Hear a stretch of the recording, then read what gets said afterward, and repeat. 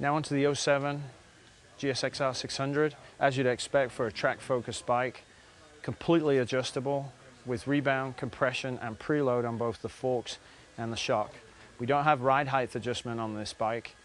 What we have instead is a shock mount where you can undo the shock, put some washers in and bring the back of the bike up at will doing it that way. So it's a little more time consuming than we saw with the MV and Ducati with the ride height rod in place, or the BMW 1200 that had ride height built into the O-Lins.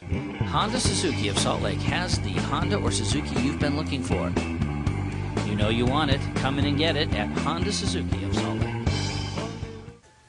So checking for free sag, we have none, maybe 1/8 of an inch. So we're sitting extended at 24 inches. All right, let's see where we go with Dave on the bike.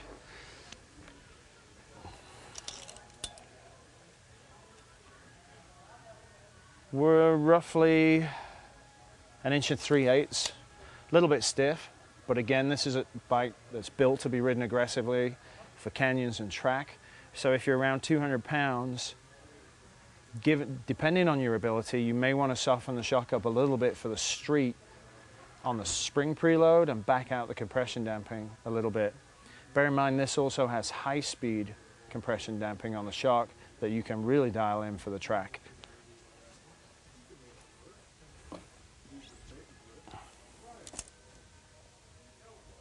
So we're at 3 3/4 inches of exposed chrome tube, so forks are perfectly set up.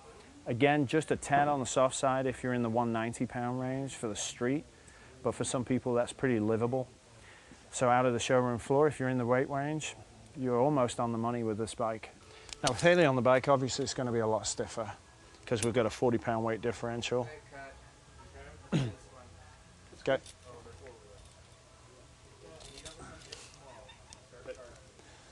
Now with Haley on the bike, obviously with a 40 pound differential, we'd expect it to be a little stiffer. So let's see how much.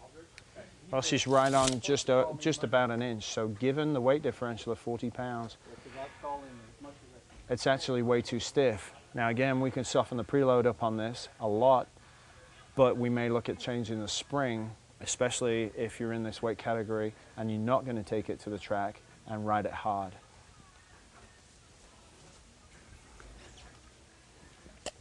In terms of the forks, we're right at 4 inches, so this is obviously too stiff, period, for the street, if you're in the weight category. So now with Chris on the bike, we're probably going to find that we've got a great street setting with his weight at 240, maybe even a tad on the soft side. So we're just over 1.5 inches.